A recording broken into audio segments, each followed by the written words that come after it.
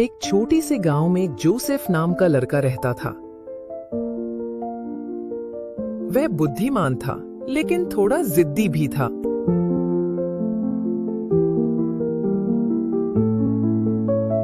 उसकी माँ और पिता उसे बार बार समझाते थे कि वह उनकी बात सुने और आदर करे, पर अक्सर वह सोचता था कि मैं बड़ा हो रहा हूँ, अब मुझे खुद सब समझ आता है, बार बार माँ पापा की बात क्यों मानूं? दिन भर दिन वो बिगड़ता ही जा रहा था।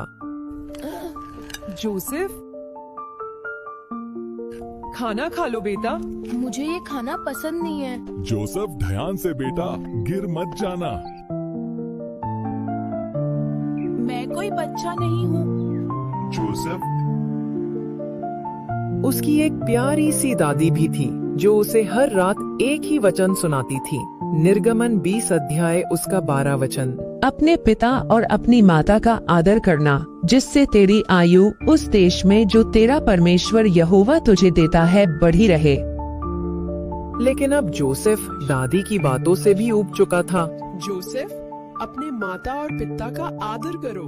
बस करो दादी, आप हर बार एक ही बात वो बताती अब रहती किसी हो। की भी नहीं सुनता था, लेकिन उसकी दादी फिर भी उसे समझाती। दादी कहती, बेटा, ये कोई साधारण बात नहीं है। परमेश्वर ने वचन में वादा किया है कि अगर तुम माता पिता का आदर करोगे तो तुम्हारा जीवन आशीषों से भर जाएगा और तुम्हारी आयु लंबी होगी। जोसेफ, खेलना बंद करो और चुपचाप घर आकर पढ़ाई करो। उसकी माँ भी उसे बहुत समझाती, लेकिन वो बिल्कुल भी नहीं सुनता था। जोसेफ ने कहा, माँ, आप हर बात में क्यों टोकती रहती हो? मैं संभाल लूंगा। एक दिन वह देर रात तक खेलता रहा। जोसेफ, चलो खेलना बंद करो, अभी पढ़ाई का टाइम हो गया है।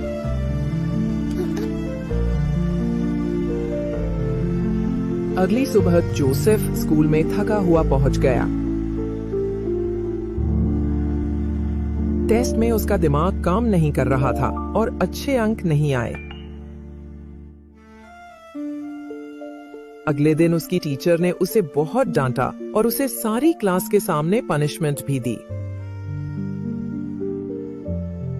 फिर शाम को जोसेफ उदास होकर घर लौटा तो माँ ने उसे गले लगाया और कहा, बेटा, मैंने तुझे रोका था क्योंकि मैं तुझे थकान और असफलता से बचाना चाहती थी। इसलिए जब माँ बाप सलाह देते हैं तो वो रोक टोक नहीं बल्कि सुरक्षा होती है। नीति वचन 1:8 से 9।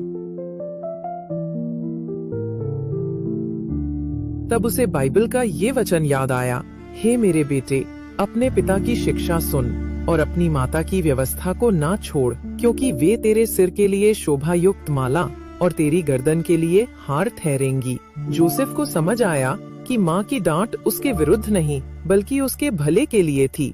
फिर उसे अपनी गलती का पछतावा हुआ और वो फूट फूट कर रोया और उसने अपनी माँ से माफी मांगी।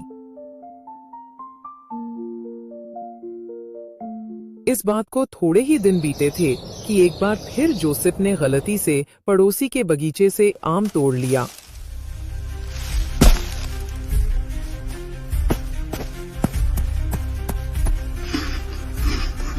जब पड़ोसी को इस बात का पता चला तो उसने जोसेफ को खूब डांट लगाई। पेड़ से चोरी से आम तोड़कर खाता है, रुक, ते तो मैं आज सबक सिखाता हूँ। और उसे मारने को आया, लेकिन तभी उसके पिता ने वहाँ आकर उसे रोका। पूछो इससे, इसने चोरी की है या नहीं? जब पिता ने उससे सच पूछा तो उसने डर कर झूठ बोल दिया। जोसेफ, क्या तुमने सच में आम चुराए थे? नहीं पापा, मैंने चोरी नहीं की। बड़ा भोला बन रहा है, एक तो चोरी करता है और ऊपर से झूठ भी बोलता है। तब पिता ने उस आदमी से कहा कि आज के बाद ये गलती दोबारा नहीं होगी, और ये कहकर पिता ने जोसेफ को बचा लिया। अगर फिर कभी यहाँ दिखाई दिया तो अच्छा नहीं होगा इसके लिए। कितना बिगड़ा हुआ बच्चा है तुम्हारा, चोरी भी करता है और ऊपर से झूठ भी बोलता है। शाम को उसके पिता को सारी सच्चाई का पता चल गया। उन्होंने जोसेफ को बुलाया और कहा, बेटा, गलती से बड़ा नुकसान नहीं होता, पर अगर तुम झूठ बोलते हो तो ये तुम्हें परमेश्वर से दूर कर देगा। फिर उन्होंने बाइबल खोलकर एक वचन पढ़ा, नीति वचन 12 का 22 वचन। झूठे होठ यहोवा के लिए घृणित है, परंतु जो सच्चाई से काम करते हैं वे उसको प्रिय लगते हैं। फिर पिता ने समझाया, देखो बेटा, अगर तुम सच बोलते तो शायद पड़ोसी नाराज भी होता, पर परमेश्वर प्रसन्न होता, और जब परमेश्वर तुम्हारे साथ होता है तो कोई भी तुम्हें हानि नहीं पहुंचा सकता। उस दिन जोसेफ ने ठान लिया कि अब वो झूठ नहीं बोलेगा, लेकिन अब जोसेफ पहले जैसा हंसमुख नहीं रहा। वो बिल्कुल उदास रहता और उसे बार बार उसकी की हुई गलतियां याद आ जाती। कितना बिगड़ा हुआ बच्चा है तुम्हारा, चोरी भी करता है और ऊपर से झूठ भी बोलता है। मैंने कोई चोरी नहीं की। जिससे वो उदास हो जाता। जोसेफ, क्या तुमने सच में आम चुराए थे? एक रात दादी ने जोसेफ का हाथ पकड़ा और कहा, आओ बेटा, हम यीशु से प्रार्थना करें। तब जोसेफ ने प्रार्थना की, हे प्रभु यीशु, मुझे अपने माता पिता का आदर करना सिखाओ। जब मैं गलती करूं तो सच्चाई बोलने की ताकत दो और मुझे उनकी बात मानने में मदद करो। उस रात उसे बहुत शांति मिली।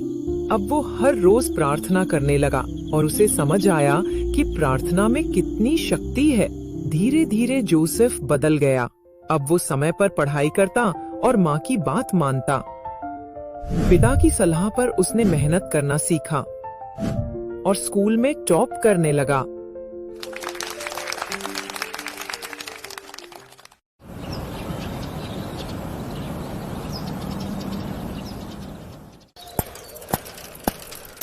सेब ले लो, सेब, ताजा और मीठे सेब। सेब ले लो, सेब, ताजा और मीठे सेब। अंकल रुको, रुको अंकल, आपकी टोकरी से सेब गिर गया था। ये सेब उसकी तुम खा नम्रता लो। और आज्ञाकारिता देखकर गांव के लोग भी कहते, बच्चा सचमुच अलग है, इसके जीवन में परमेश्वर का हाथ है। माफ करना भाई साहब, मैं गलत था। सच तो ये है कि आपका बच्चा गांव का सबसे समझदार और ईमानदार बच्चा है। और बेटा, अब तुम जितने चाहो उतने आम खा सकते हो।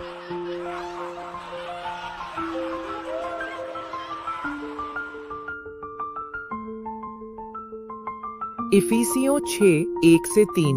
हे बालकों, प्रभु में अपने माता पिता के आज्ञाकारी बनो, क्योंकि ये उचित है। अपने पिता और माता का आदर कर, ये पहली आज्ञा है, जिससे प्रतिज्ञा भी जुड़ी है कि तेरा भला हो और तू धरती पर दीर्घायु हो। और सचमुच जोसेफ का जीवन खुशियों और सफलता से भर गया। इस कहानी से हमें ये शिक्षा मिलती है कि माता पिता की डांट हमें रोकने के लिए नहीं, बल्कि बचाने के लिए होती है। झूठ और अवज्ञा हमें परमेश्वर से दूर ले जाती है, पर सच्चाई और आदर हमें उसके करीब लाते हैं। जो अपने माता पिता का आदर करता है, उसे जीवन का आशीर्वाद मिलता है और उसकी आयु लंबी हो जाती है। सरल शब्दों में समझे तो माता पिता का आदर करना परमेश्वर की इच्छा पूरी करना है, और यही जीवन की सबसे बड़ी सफलता है। अगर आपको इस वीडियो से कुछ नया सीखने को मिला हो तो इस वीडियो को लाइक और शेयर करें और हमारे चैनल को भी जरूर सब्सक्राइब करें। तो फिर मिलते हैं एक नई सीख के साथ। तब तक के लिए सबको प्यार भरी जय मसीह की।